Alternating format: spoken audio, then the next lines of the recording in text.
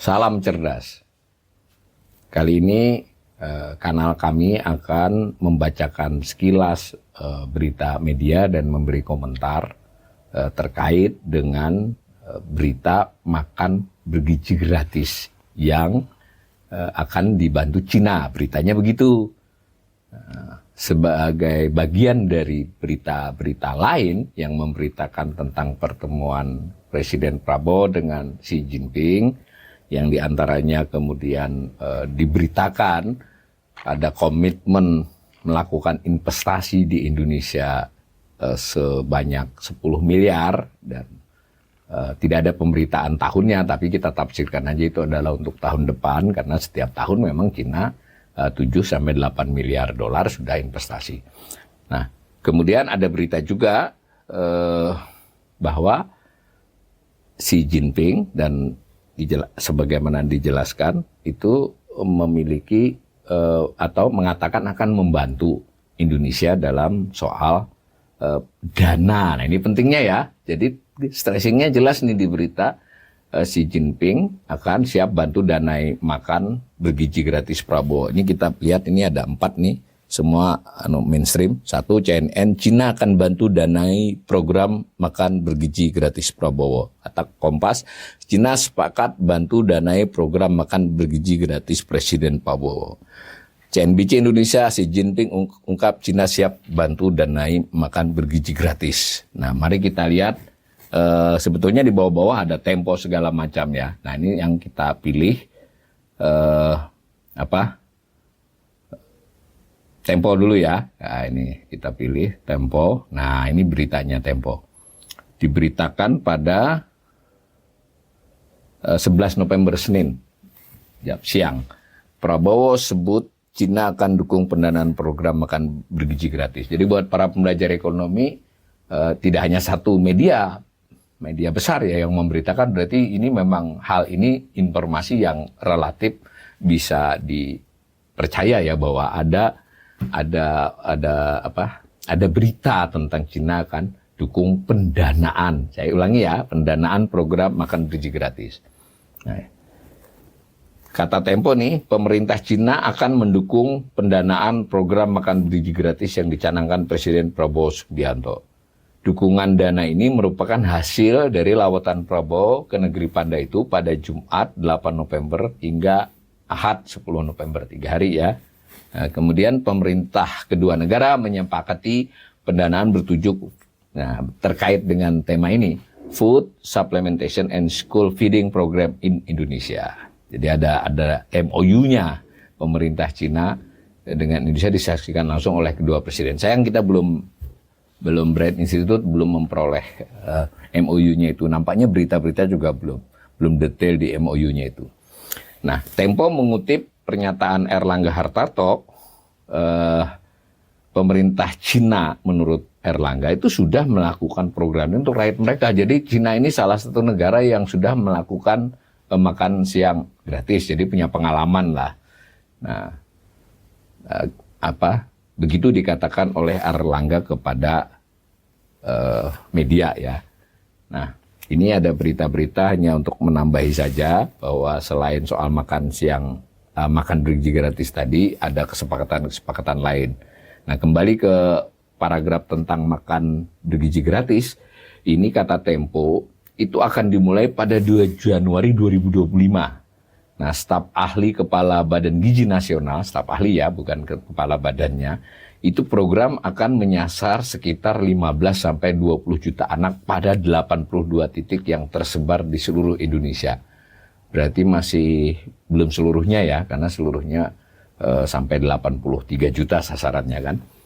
Nah, kata staf ahli itu, mereka masih menghitung berapa anak yang akan diintervensi dari 71 triliun, kurang lebih sekitar 15-20 juta anak.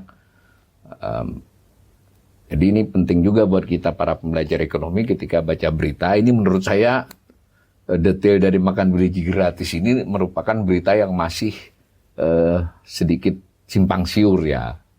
Bukan hanya sedikit, agak simpang siur. Tapi kalau kita lihat pelan-pelan ke sini memang makin berbentuk ya. Salah satunya adalah ini masih sampai kemarin itu berarti masih 71 triliun karena sudah ada informasi akan ditambahi nih dari pergeseran beberapa alokasi.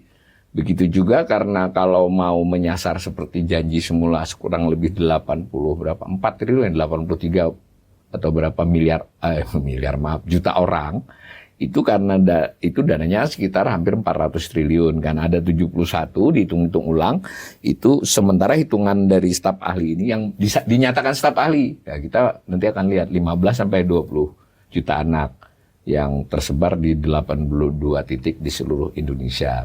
Nah, itu kita dapat info begitu. Dan dapat info lagi bahwa ini dananya akan dibantu oleh Cina. Berarti tidak hanya 71 kan? Kita belum tahu nih.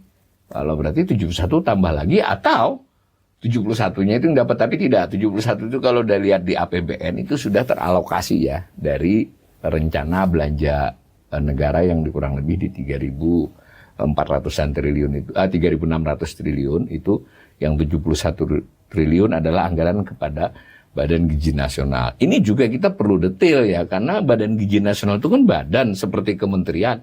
Ya kan ada pegawainya, ada rapatnya, ada monepnya, monep itu monetary ya, monitoring dan sebagainya. Kita tidak tahu 71 triliun ini masuk itu enggak, berarti kan enggak bisa dong 71 dibagi 15.000 misalnya dapat berapa, kita belum tahu. Kita tunggu, karena ini juga tidak soal kita mau nyala-nyalain, tapi publik ini harus punya penjelasan supaya kita bisa ikut mengawasi atau bahkan mendukung jika perlu kan. Nah, kembali ke ini tadi diberitakan oleh Tempo, pendapat dari staf ahli Badan Gizi Nasional ini, katanya Badan Gizi Nasional sudah menjalin kerjasama dengan berbagai kementerian lembaga serta UMKM.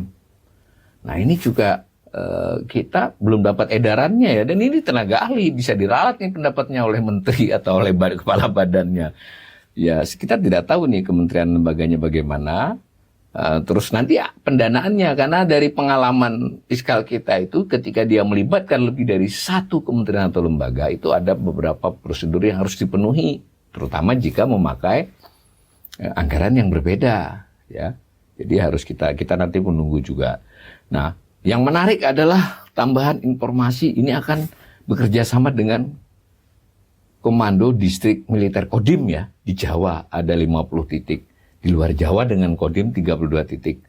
Nah, tidak menutup kemungkinan akan terus bertambah. Jadi meskipun berita judulnya adalah apa? Ini Prabowo sebut Cina akan dukung pendanaan program makan biji gratis, Tempo ternyata juga memberitakan beberapa detil lain dengan mengutip pernyataan dari tenaga ahli dari Badan Gizi Nasional. Semacam itu ya. Nah, kalau kita lihat yang lain memberitakan bagaimana, ini misal kita ambil CNBC, apa yang diberitakan CNBC. Nah, ini sama, di awalnya dia memberitakan soal pertemuan, lalu tadi sama juga ada soal MOU terkait dengan Food Supplementation and School Feeding Program in Indonesia.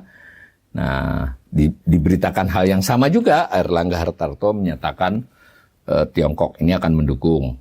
Nah, kalau dibaca, nah ini ada kutipan, kalau tadi mengutip staf ahli, ini mengutip kepala badannya ini, bahwa program bergizi nasional ini, makan gizi nasional ini dikutip dari kepala badannya, itu membutuhkan anggaran 1,2 triliun per hari untuk dijalankan. Ini kelihatannya bukan kutipan terbaru ini ya, ini berita lama. Oh tidak, baru ternyata.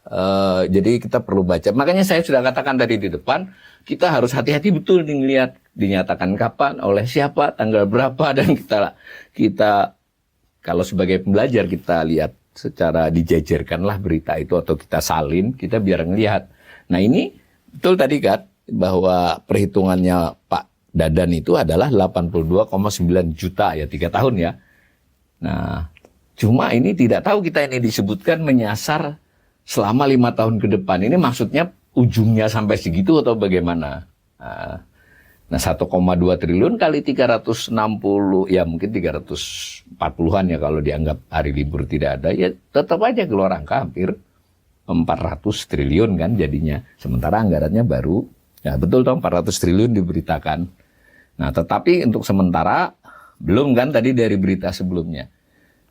Nah begitu beritanya CNBC, sedangkan berita tentang Cina akan bantu hanya tidak disebut soal angka ya, hanya bantu mendanai.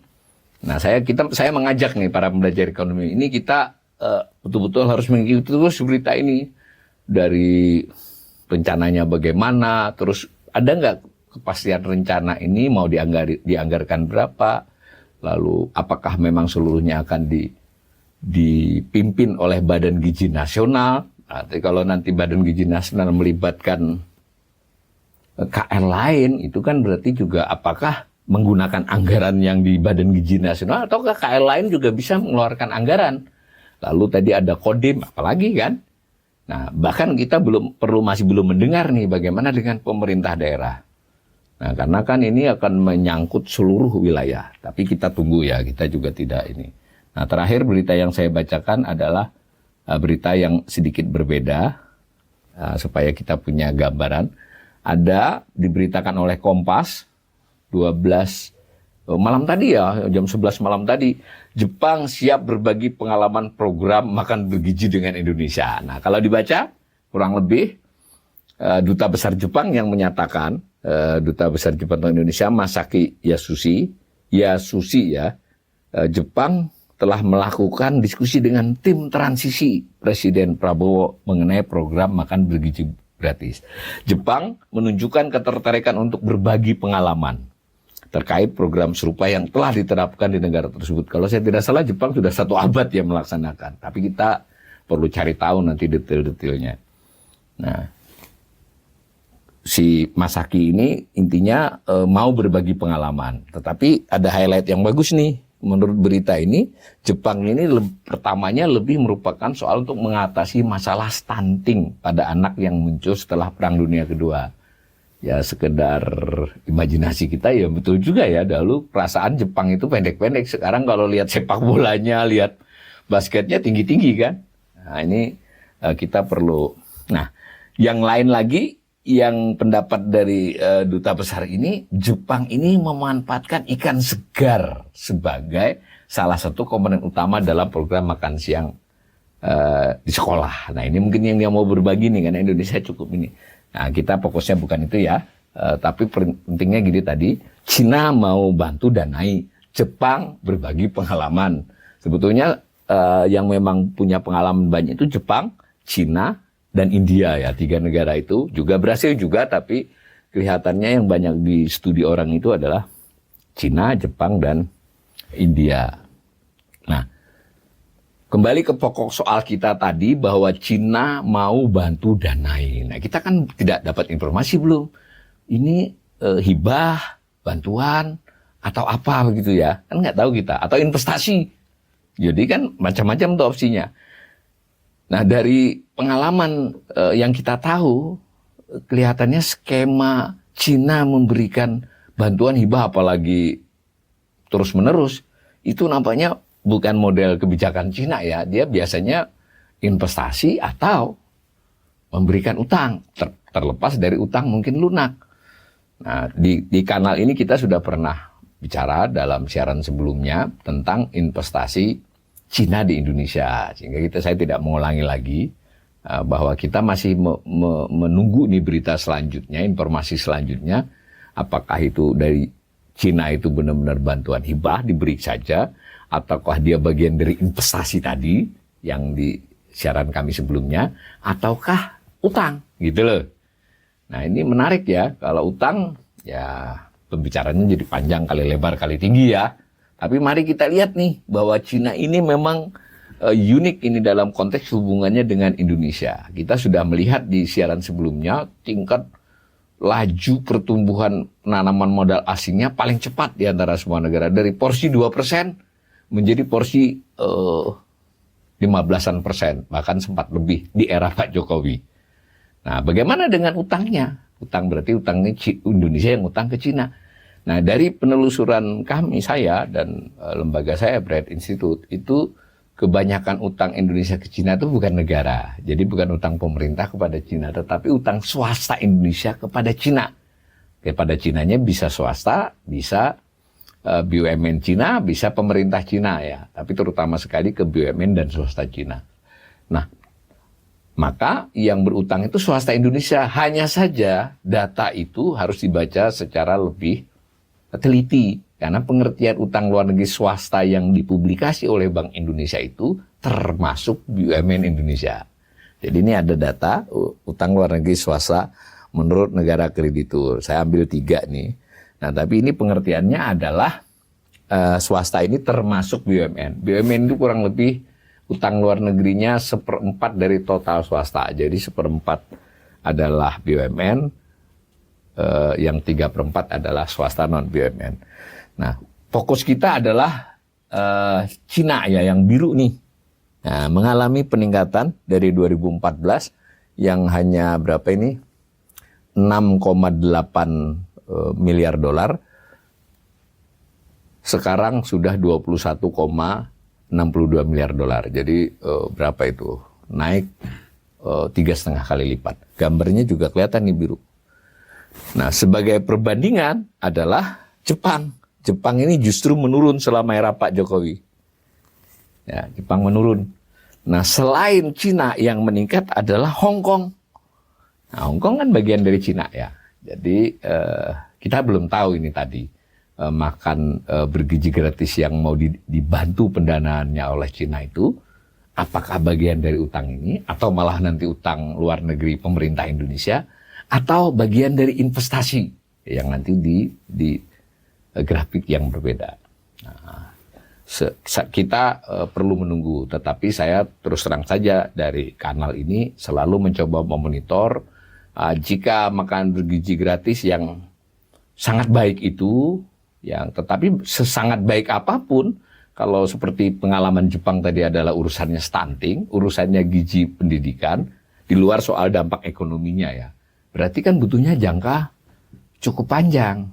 Kalau nanti dibiayai dengan sebagiannya oleh utangnya kan berdampak, jangka pendek sudah langsung berdampak. Ini contoh saja, tapi kita betul-betul menunggu informasi yang lebih akurat. Pada para pembelajar ekonomi semua, kanal ini selalu mengajak kita terus-menerus belajar, terus-menerus melihat informasi, membandingkan antar berita, mencek silang pernyataan-pernyataan pejabat, bahkan membandingkan antar pejabat atau bahkan antara pemerintah dengan Bank Indonesia dan sebagainya. Untuk tanggung jawab kita sebagai rakyat Indonesia ikut menentukan jalannya nasib bangsa ini ke depan, termasuk dalam bidang ekonomi.